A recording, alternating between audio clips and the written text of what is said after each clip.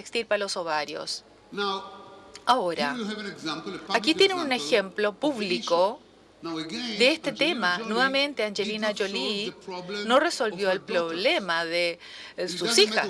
No importa lo que ella hizo, no importa si tiene hijas o no, pero si se relaciona con cualquier mujer que descubre que está llevando esta mutación de estos genes y ella hace exactamente lo que hizo Angelina Jolie y tiene hijas, o no sé, ¿qué es lo que va a hacer con ello? Una hija de 20 años, se le va a decir que se elimine los pechos y los ovarios, ¿qué pasa con el novio que se iba a casar, pensaban tener hijos, etcétera, etcétera, etcétera, bla, bla, bla? ¿Qué pasa con eso? Para Angelina Jolie está bien. Ella tiene hijos, tiene casi 40, ella puede hacer lo que quiere, porque ella está más allá, ¿no es cierto?, de su vida productiva, no como actriz, sino que como madre, ¿no? Pero ¿qué pasa con los hijos? Esto les dice la complejidad, les da una idea de la complejidad, ¿no es cierto? Y quiero terminar con buenas noticias, porque si ustedes piensan que toda nuestra vida siempre hemos identificado un problema y luego lo hemos resuelto, no podemos resolver un problema sin identificarlo, porque para cada tecnología, como les dije, hay un precio. Y nosotros vamos al auto, pensamos en el auto. ¿Se pueden imaginar nuestras vidas sin autos? Pero era así.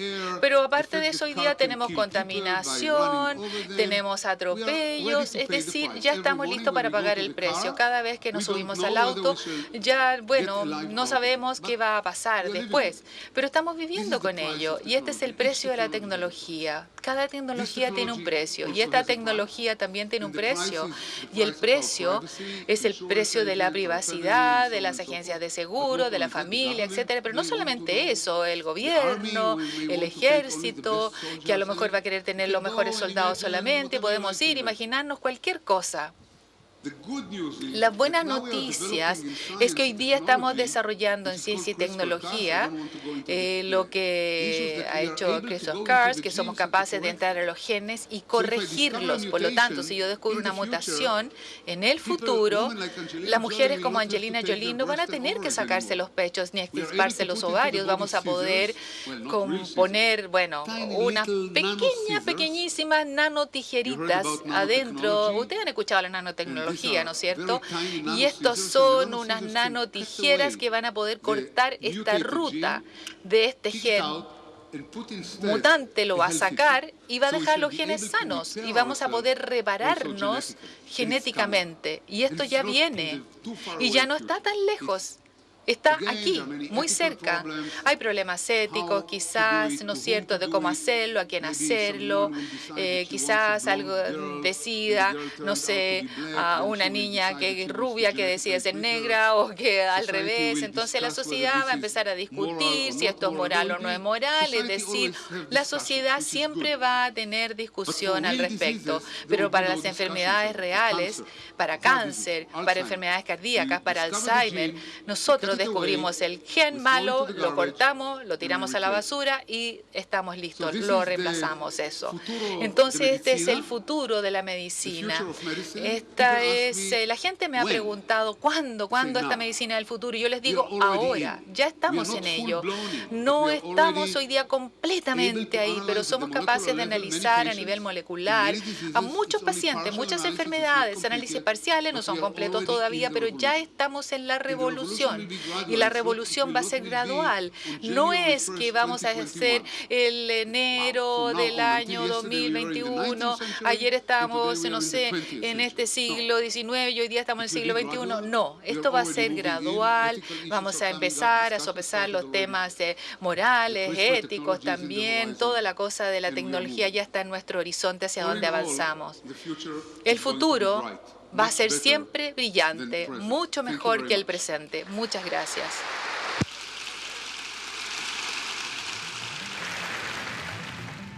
Llevamos la ciencia y el conocimiento a cada uno de los rincones de nuestro país.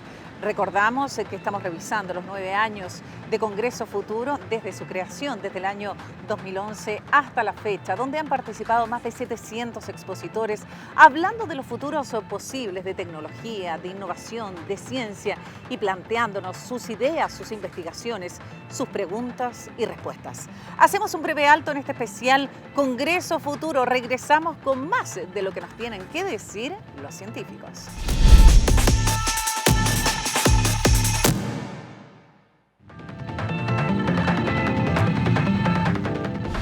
Iniciamos este segundo bloque. Les recordamos que este programa está siendo transmitido a través de las plataformas de las distintas municipalidades de nuestro país, debido a que el Senado y la Asociación Chilena de Municipalidades se han comprometido en difundir la ciencia y el conocimiento a los distintos rincones de nuestro país. Todo esto a través de Congreso Futuro en tu comuna en línea. Nos vamos a quedar con un paleontólogo uruguayo que ha visitado nuestro país en 2 oportunidades, en el año 2015 y en el año 2017. Me refiero a Richard Fariña, quien en la oportunidad nos señaló que los paleontólogos ven en la 6ª extinción que la pérdida de la biodiversidad no comenzó ahora, sino comenzó con la influencia del ser humano hace decenas de miles de años. Nos quedamos entonces con Richard Fariña y esta charla ofrecida en el año 2017 hacia una 6ª extinción. Aquí está.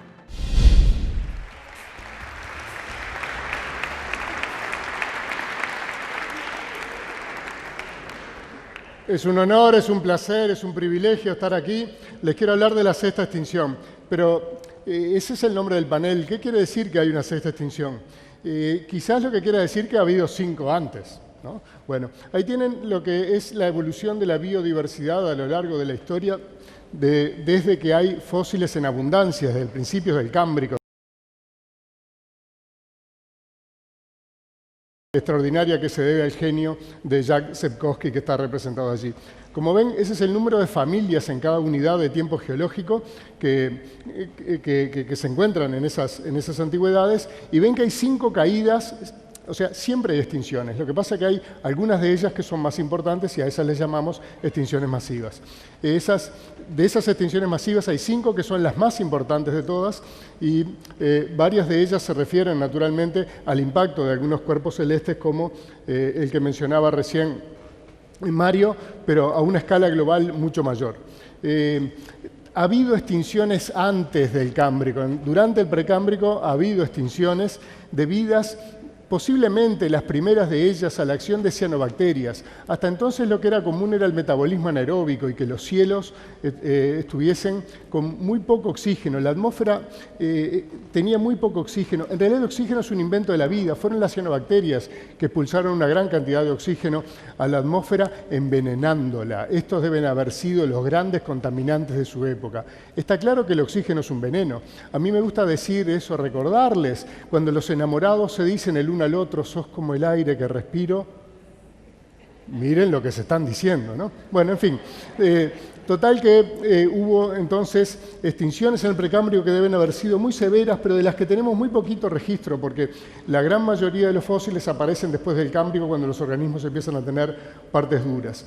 Y esas extinciones están relacionadas seguramente, algunas de ellas, ¿no? La más conocida es la de finales del Cretácico, cuando se extinguieron los dinosaurios, y también hay otra a fines del Pérmico, o sea, al final de la era Paleozoica, en el que se extinguió 95% de las especies. Pero quizás esta 6ª extinción no esté referida tanto a impactos extraterrestres ni a condiciones fisiológicas de algunos organismos, sino a la acción, ¿no? Al impacto humano. Esa es una imagen que hay en un cuadro que hay en el Museo de la Plata, en el que se ve la interacción entre los humanos y la megafauna, ¿no? Un grupo de humanos descuartizando un gliptodonte. Y esa 6ª extinción, nosotros los paleontólogos la vemos como que la pérdida actual de la biodiversidad no empezó ahora, no es un invento de la humanidad moderna, sino que es producto del impacto humano desde hace algunas decenas de miles de años, en el que se extinguieron rinocerontes lanudos en Eurasia, canguros gigantes en Australia, mamuts en América del Norte, y la extraordinaria megafauna sudamericana aquí justamente en América del Sur. Y también otros humanos. Había al menos otras 2 especies de humanos en tiempos geológicamente muy recientes. Ahí tiene una reconstrucción. Está claro que son humanos que no son de nuestra especie. Es algo rarísimo, ¿no? Pero mírenlos. ¿No conocen a nadie así? El de la derecha juega al fútbol conmigo. Es un aguerrido futbolista uruguayo, de esos típicos que nos dan pelota por perdida. Y tal es el efecto posible, ¿no? De que tenga como factor principal el impacto humano, que se habla de la desfaunación y se habla de que el período en el que entramos es el antropoceno, es decir, que somos los humanos los que estamos determinando cómo es la biodiversidad, los que estamos haciendo un gran impacto por disminuir la biodiversidad. Y en el debate del Pleistoceno, además de algunas causas que pueden haber colaborado, como el meteorito que mencionaba Mario, es el cambio climático del Pleistoceno o el impacto humano. Y bueno, las conclusiones son que la extinción, la cantidad de especies que se extinguen en las diferentes regiones del mundo no tienen que ver con aquellas regiones en las cuales el cambio climático fue mayor y sí tienen que ver con el arribo humano. Incluso el cambio climático, en cierto modo, el calentamiento, ¿no? La mayor temperatura no es una mala noticia para la diversidad.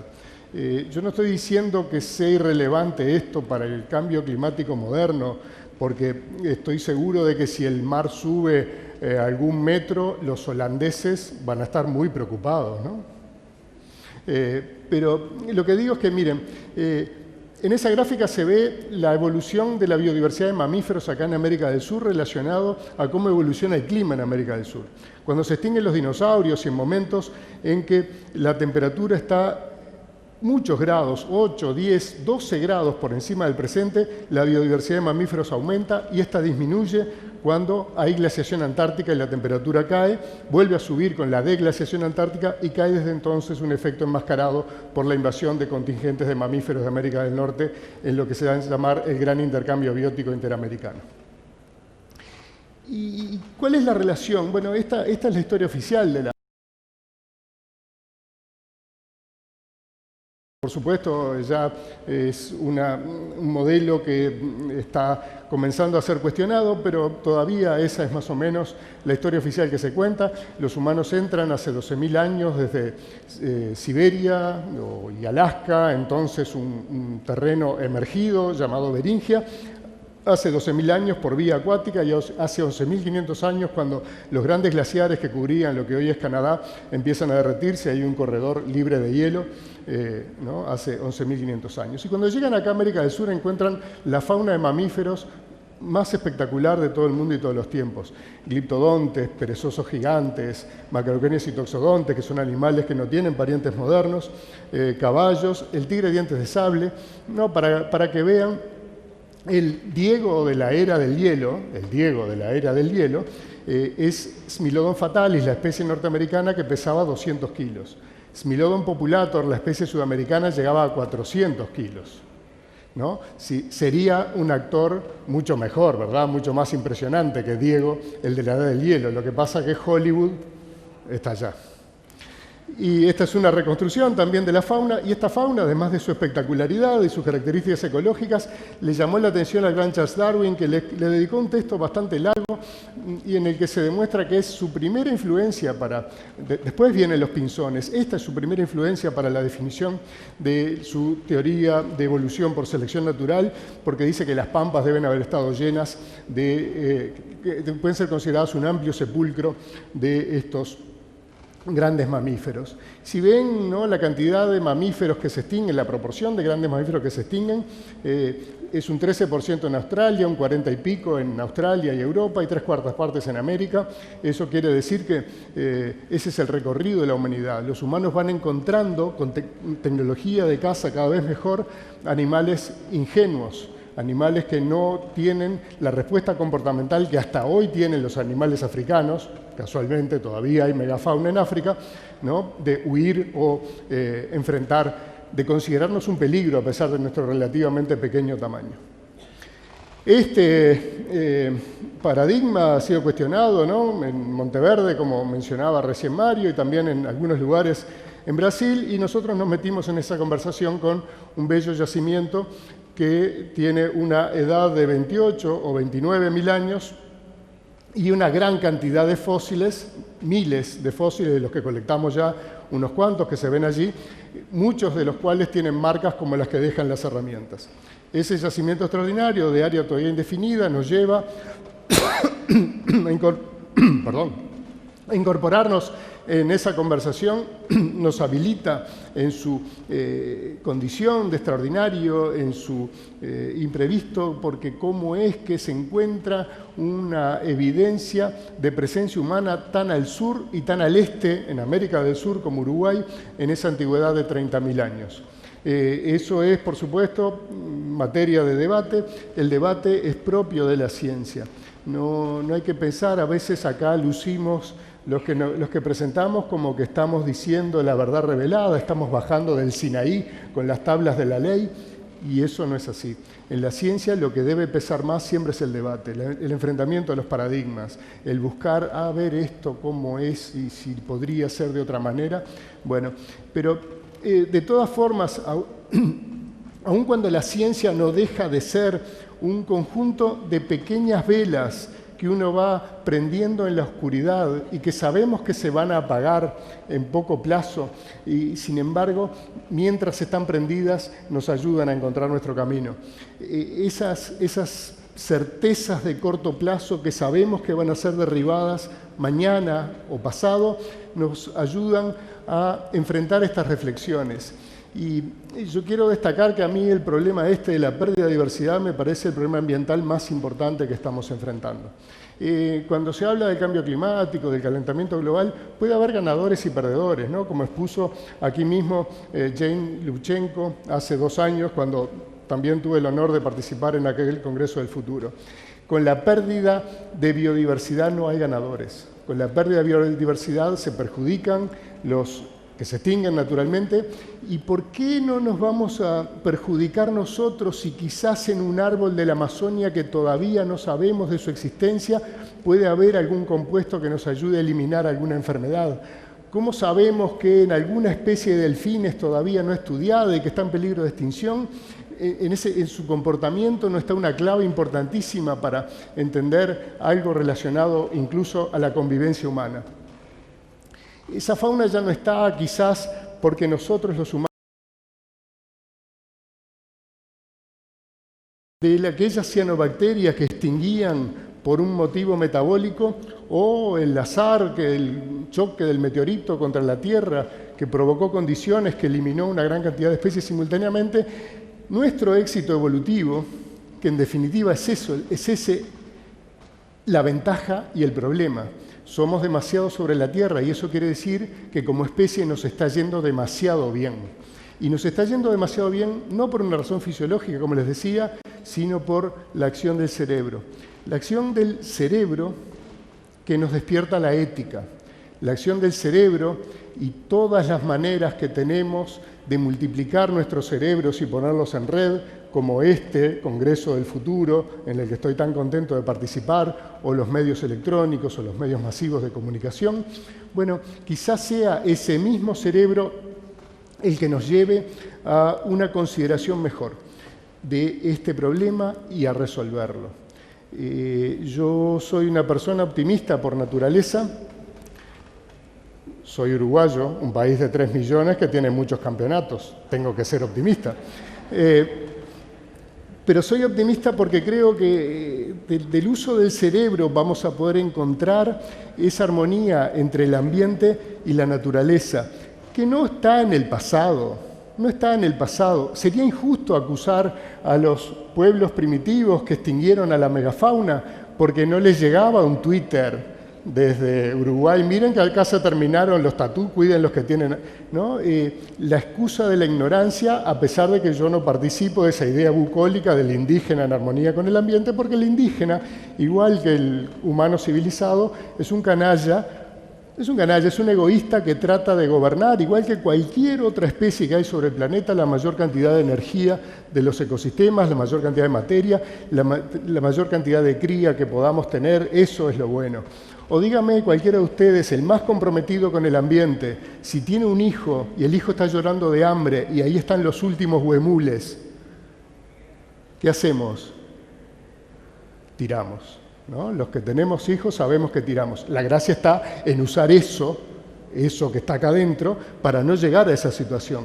La gracia está en encontrar la manera. La gracia está, por supuesto, en el conocimiento, en la generación de ese conocimiento y en la transmisión de ese conocimiento, que eso lleva a un compromiso de calidad superior, a un compromiso con cerebro. Si eso sucede, y los invito a visitar esa página web en la que contamos de nuestro sitio, y a veces hay alguna reflexión de eso. Si eso sucede, yo digo esto con la emoción de quien pasa la antorcha, ¿no? Yo ya tengo el pelo blanco, ¿no? Estoy más cerca del arpa que de la guitarra, pero no confío en pasarle, especialmente a los más jóvenes, la idea esta, ¿no? De la pasión tranquila que es a través del estudio y del conocimiento, de sentarse a estudiar y concebir las cosas debidamente, ¿no? Que la pasión sea las velas y la razón sea el timón. Bueno, si logro convencerlos, aunque sea por un rato, de eso y desarrollar en ustedes, en alguno de ustedes por lo menos, esa preocupación, yo estaré contento y seguramente podré decir que la megafauna que yo estudio no se ha extinguido del todo. Muchas gracias.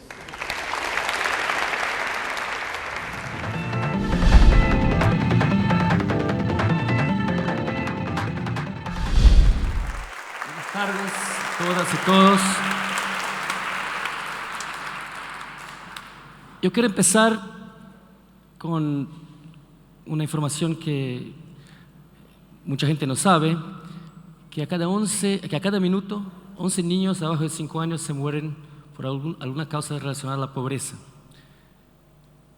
Y tenemos que pensar que en nuestros países en desarrollo, aunque muchos estén saliendo adelante, hay muchos que no están, hay muchos que se quedan en situaciones de vivienda muy malas, con mucho hacinamiento y con todo tipo de dificultad que uno puede imaginar.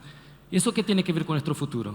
Todo, ¿no? Todas las cuestiones de violencia, de polución, de contaminación, tienen que ver con las pésimas calidades de enseñanza y la inequidad en este mundo. Imaginen en un futuro, en 50 años, cómo siguen las cosas, que los ricos van a estar mucho, pero mucho mejor de lo que están ahora, viviendo mucho más, quizás viviendo 300 años, como ya viven los ratones en laboratorio que están modificados genéticamente. Sin embargo, los pobres siguen viviendo más o menos como vivían hace 5.000 años. En la serie de televisión Carbón Alterado, los ricos viven alejados de los pobres, muy arriba y controlando todo. Pero ahora, allá en Brasil, en mi país, tenemos el fenómeno que se llama el hombre gabirú, el hombre rata, que aunque no sea genéticamente distinto, ya se hace distinto por las condiciones que tuvo. ¿Qué podemos hacer para cambiar este futuro que realmente no queremos que sea así? Yo he dado charlas en muchos lugares del mundo y he visto que en toda parte, en el occidente, en el oriente, entre los religiosos, entre los ateos, en la izquierda, en la derecha, todo el mundo tiene un consenso. Y el consenso es que la escuela es el lugar donde vamos a resolver estos problemas. El mundo es muy complicado, pero ponemos toda esta responsabilidad en la escuela. Pero ¿puede la escuela dar cuenta de esta cuestión?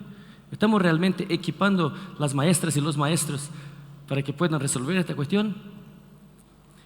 Sabemos que la educación es profundamente desigual, ¿no? La cancha no es justa, ni fair, ni balanced, como dicen en Estados Unidos. Entonces, si queremos realmente evitar este futuro distópico, tenemos que igualar oportunidades.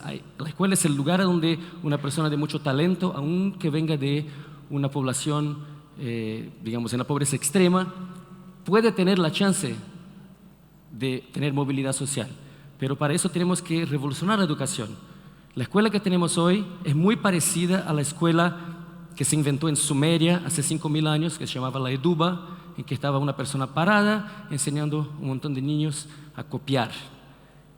Y esto ya no da. Tenemos que realmente cambiar la educación.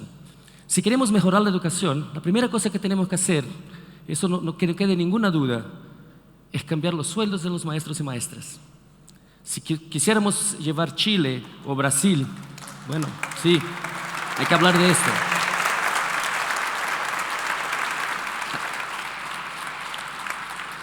Este estudio dice que para llevar la educación de Chile o de Brasil a lo que es la educación en Finlandia, que quizás sea la mejor del mundo, habría que aumentar el sueldo un 300%. Aumentar el sueldo y bajar el número de alumnos por aula, porque con 45 alumnos es casi imposible hacer un buen trabajo, ¿no es cierto?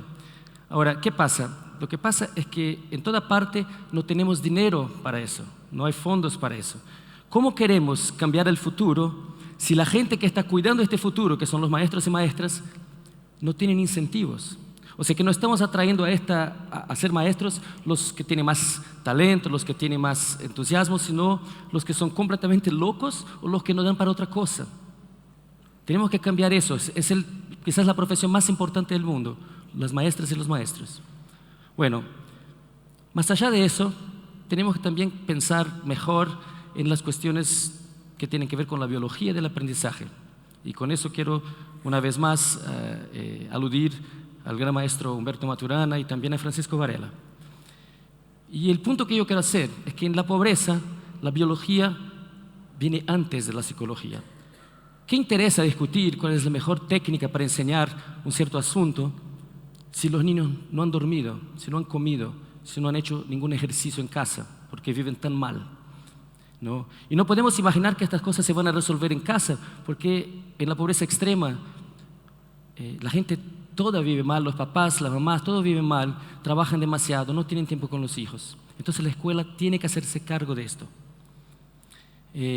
Yo en estos años me he involucrado en iniciativas que tienen que ver con traer a la educación cierta manera de razonar que está en la medicina, ¿no? Que es basar las opiniones en algo más que apenas opiniones, basar las opiniones en evidencias, tener experimentos con muestreo grande, con aleatorización, controles con placebo, diseño cruzado, cosas que nos permitan salir adelante y no quedarnos discutiendo toda la vida porque yo tengo un referencial teórico y la otra persona tiene otro, ¿no? Y yo voy a argumentar que el sueño es una fruta fácil de cosechar, que es algo que está ahí, que hoy es vista como un enemigo de la maestra y del maestro, pero que puede usarse como un amigo de la enseñanza. Y para eso hicimos varios experimentos en Brasil, les voy a enseñar 3. El primero que hice fue en el año 2010, empecé, terminamos en 2014. Tomamos niños de 11, 12 años, hicimos un pre-test para saber qué sabían de los asuntos que queríamos enseñar, que eran asuntos que no estaban en el currículo, que tenían que ver con visión y sistema nervioso, ¿no? Y después de una clase de 15 minutos, aleatoriamente separamos en 2 grupos, unos que se iban a dormir y otros que iban a quedarse en clase, ¿no? Después volvimos a un día, 2 días o 5 días de sorpresa, hicimos otro test. Y lo que vimos es que el primer día, básicamente, no hay diferencia, o sea, aprenden igual, un 10% más o menos, 12% de aprendizaje por lo que tenían en el pretest. Entonces que dormir después de la clase no aumentó cuánto sabían, sino que todos aprendieron igual. Pero a los 2 días ya se ve que el grupo que no tuvo sueño, que es el grupo que está en gris menos oscuro, ya empieza a bajar. Y a los 5 días están iguales que antes, mientras los que tuvieron la siesta después de aprendizaje mantienen la información. ¿Por qué es importante eso? Porque en todo el mundo, y no apenas en países en desarrollo, la gente aprende y después se olvida. Uno aprende, rinde exámenes y es como que se descarga la información. Es nuestro modelo de aprender que está muy mal, ¿no? Y esto no pasa apenas acá. Si vas a Harvard, a Yale, a Caltech, la gente aprende muy bien y al año ya no se acuerdan. Hay estudios de eso. Entonces es un problema que tenemos que resolver. Cuando publicamos esto, crean o no crean, fue la primera vez que se hizo. Es todo un campo de investigación que está muy disponible para estudiantes de maestría, de posgrado, de doctorado, y que hay que hacer. Son cosas relativamente fáciles, de bajo costo, que pueden llegar a tener bastante impacto. Nosotros después hicimos un otro experimento para lidiar con las críticas que tuvimos, que decían, bueno, pero han estudiado 2 grupos de niños, los que durmieron, los que no durmieron, quizás ya eran distintos desde el principio. Y para eso lo que hicimos fue un diseño cruzado en que todos los niños, en lugar de estudiar 500 niños una única vez, estudiamos 24 niños repetidamente y todos los niños iban a todos los grupos. Y con eso tuvimos un mucho mejor balance del experimento. Eso lo hicimos con contenido curricular, con la misma maestra, o sea, mucho más naturalístico. Y lo que vimos es muy parecido. Vimos que los niños que tuvieran siestas cortas de menos de media hora no tuvieran beneficios, pero los que tuvieron siestas de más de media hora efectivamente tuvieran beneficios, de ahí un 10% de más aprendizaje. Eso acabamos de publicarlo. Crean o no crean, es el segundo paper en esto. O sea que hay mucho que hacer y es fácil hacerlo. ¿Cuántas maestras y maestros hay acá en este salón? Lindo, o sea que poder empezar con sus propias escuelas a hacer investigación, y es una investigación que se puede publicar en buenos periódicos porque es importante para todo el mundo. El tercer experimento no está publicado, lo estamos terminando, y tiene que ver con el problema de la alfabetización. En el mundo hay 750 millones de analfabetos todavía. Y un gran problema es la escrita en espejo, que todo el mundo acá conoce porque todo el mundo la tuvo, y mucha gente piensa que es una cosa que normalmente tiene que esperar 2 años, 1 año, 2 años para que se vaya, ¿no? Pero hay gente que son analfabetos funcionales que siguen haciendo escrita en espejo por toda la vida, incluso toda la palabra en espejo. ¿Cuál es el problema? Es que los objetos naturales muchas veces son simétricos y no importa de qué lado los ves, ¿no? Para decodificar letras, nosotros usamos una parte de la corteza que es usada para reconocer fases, ¿no? El área de la forma visual de la palabra, de verdad es un área de fases, porque nosotros no hemos evolucionado para leer. La lectura empezó hace 5.000 años apenas. Entonces hemos evolucionado para mirar un predador y salir al tiro, y no estar ahí. No importa si un tigre está de izquierda o de derecha, es un tigre. Pero tenemos que enseñar la corteza cerebral que sí, cuando son letras, hace mucha diferencia. Entonces, por ejemplo, adobe no es lo mismo que abode, no es lo mismo que abobe o adode. Tenemos que aprender eso y por eso tarda tiempo. Entonces, nosotros decidimos ver si podíamos acelerar este proceso utilizando un entrenamiento multisensorial que transitoriamente saca la visión y pone esfuerzo en la audición, en el tacto, en la propiocepción, y ver si podemos como dar un bypass, darle vuelta al sistema visual para que un niño pueda aprender más rápido. Nosotros hicimos, yo voy primero a hicimos entonces varios tipos de entrenamiento que tenían que ver con vendar los niños y dibujar las letras en las manos para que pudieran sentir las letras en otros multisensorialmente y luego volver a verlas para ver si aprenden. Hicimos 4 grupos de investigación. A ver si vuelvo acá. Esto. Un grupo que tuvo entrenamiento y sueño, un grupo que tuvo apenas entrenamiento sin siesta, un grupo que tuvo entrenamiento neutro. Eso sería hacer exactamente lo mismo, pero con letras que son simétricas, como la O o la A. ¿Okay? Y después un grupo control que no tuvo nada. Eso fue por 3 semanas, media hora por día, y después los testeamos a cada rato. Lo que vimos, eso acaba de salir, de estar hecho, es que en el pretest los grupos son todos iguales, ¿no? Pero con 30 días vemos que tanto el grupo que entrenó cuanto el grupo que entrenó y tuvo siesta, que es el TS, van a como 100%, o sea que realmente aprenden, ya no hacen escrita en espejo tan perfectos, ¿ok? Y los grupos controles están como deberían estar. Pero si vamos a los 120 días, vemos que el grupo que no tuvo siesta empieza a bajar, o sea que se empiezan a olvidar otra vez, mientras el grupo que sí tuvo la siesta después de entrenar está ahí en 100%. Esto significa que si podemos traer la siesta a la alfabetización, podemos resolver un problema que a veces tarda 2 años, 3 años, en 3 semanas, y esto queda ahí. Y con eso podemos garantizar que pobres y ricos están iguales en este momento inicial del aprendizaje de la lectura, que es muy importante. Entonces, demostramos que el entrenamiento funciona, pero que para que sea duradero necesitamos el sueño. O sea, que trayendo el sueño a la escuela como un aliado de la enseñanza y no como un enemigo, podemos quizás equilibrar un poco esta cancha, resolver un problema para todos, ricos y pobres igual, y dejar que ahí sigan con lo que tienen que hacer en desarrollarse. Pensándolo un poco más de lejos, eso tiene que ver con la idea de un cultivo ecológico de la mente. Cuando uno quiere aumentar la producción agrícola, puede aumentar los aportes, más fertilizantes, más trabajadores, más máquinas, pero también puede manejar mejor la información, cambiar las gallinas para acá, el puerco para allá, usar los animales para fertilizar la tierra y con eso, sin aportar más, rendir más. Podemos quizás hacer lo mismo con la educación. Utilizar el sueño para consolidar memoria, utilizar la nutrición, utilizar ejercicios físicos y hacer aulas menores pero mejores, con más entusiasmo, con más carisma. Y así los maestros pueden enfocar en lo que quieren hacer en este momento y mientras los niños van a dormir pueden prepararse mejor y quizás también dormir. Entonces, si queremos realmente cultivar la mente, si queremos salir de un futuro distópico en que los niños en buena parte del mundo están buscando comida en la basura y si queremos llegar a una situación en que podemos tener realmente lo mejor de cada uno, ¿no? Cultivar la mente de cada persona, buscar los genios que están en las poblaciones más pobres de este país y de todos los países del mundo. Realmente tenemos que pensar la educación de otra manera, una manera que permita que el ser humano florezca y que seamos realmente iguales. Sin esto no hay democracia, no hay posibilidad de paz, el futuro no va a ser bueno. Pero si hacemos cosas así, realmente podemos cambiar el mundo. Gracias. Ahí estábamos viendo a Siddhartha Ribeiro, doctor en comportamiento animal, profesor de neurociencia y vicedirector del Instituto del Cerebro de la Universidad Federal del Río Grande do Norte. En la oportunidad nos señaló que en el juego de la educación la cancha no es justa ni equilibrada.